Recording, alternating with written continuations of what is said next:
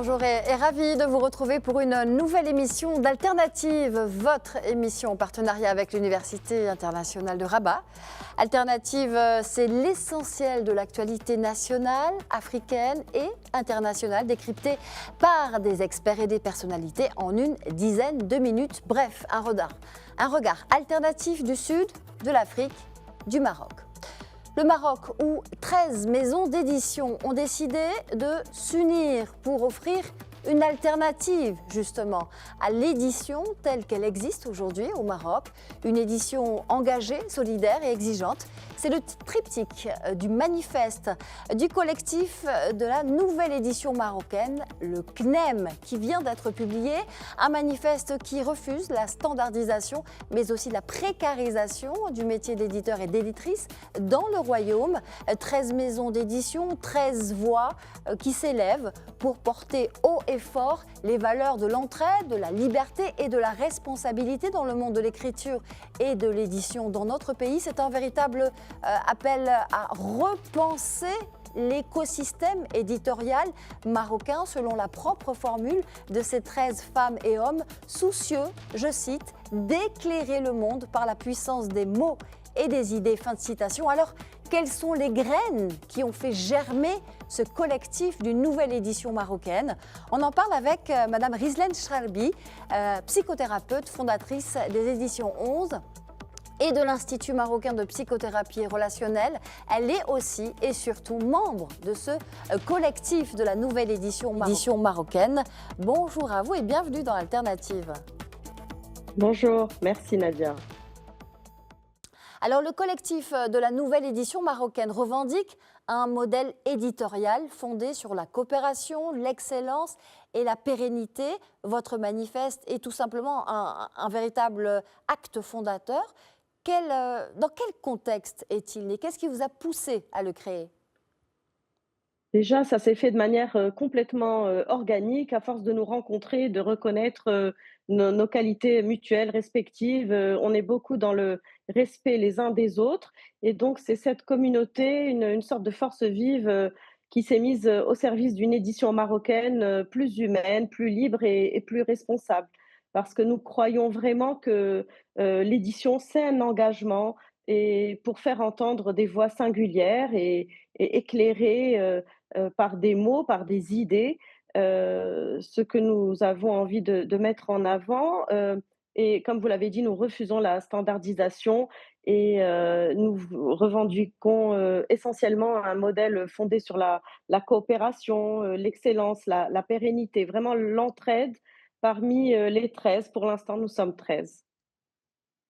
Pour l'instant, vous êtes 13, oui.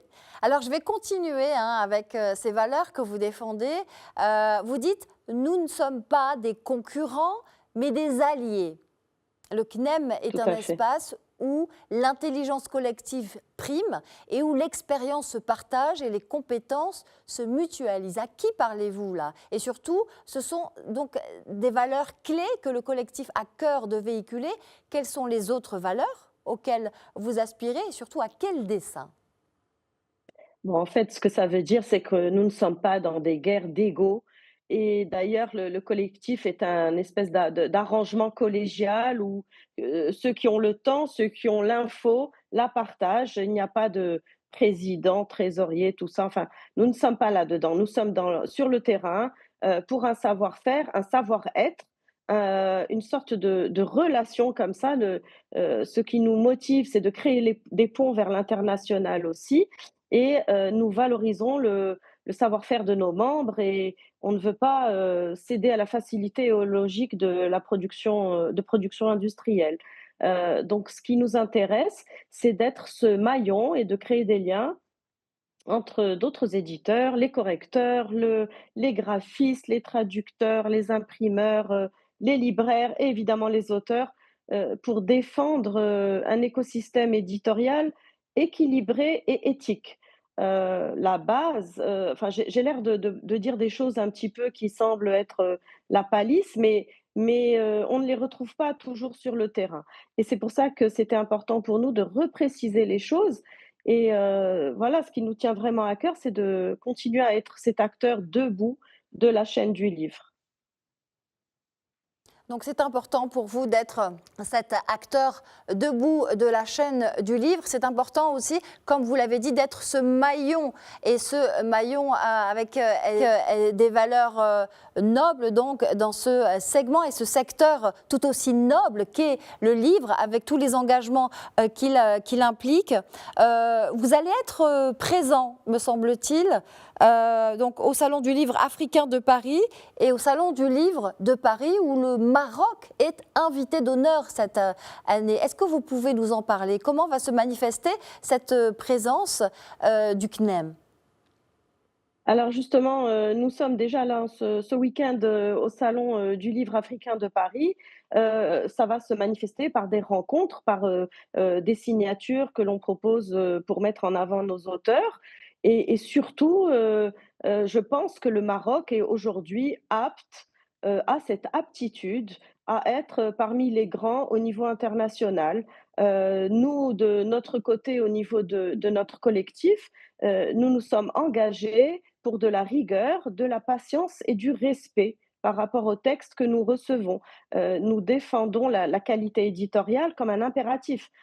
C'est d'abord un texte bien écrit, bien relu, bien conçu. On ne peut pas se limiter à être un imprimeur. Ce n'est pas ça un éditeur, évidemment. Et pour certains d'entre nous, nous imprimons même sur du papier recyclé. Donc, nous avons cette préoccupation écologique qui fait de cet objet, le livre, un objet qui fait réfléchir et qui peut changer des vies. Ouais, un objet qui fait réfléchir et qui peut effectivement faire bouger des vies. Vous parliez, Rizlen Shaibi, d'une préoccupation écologique. Il y a aussi peut-être une préoccupation économique. Et là, je parle justement de la transparence et des droits des auteurs. Exactement, ça c'est vraiment la base. Je veux dire que un éditeur, hem, de par sa définition même, on sait redistribuer les droits d'auteur à la fin de chaque année. C'est quelque chose qui est, essentiel.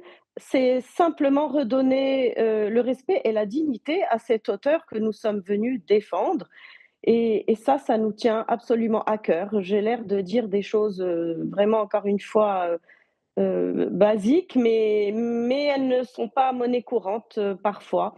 Donc voilà, vraiment, ce qui nous tient à cœur, c'est cette conviction sans compromission. Il s'agit d'une, liberté, sur tous les plans, du au niveau du contenant, au niveau du contenu de ce que nous créons, à travers les livres et surtout, au niveau de cette, créativité et la réflexion que nous avons tous ensemble, dans ce collectif pour, mettre le livre à l'honneur.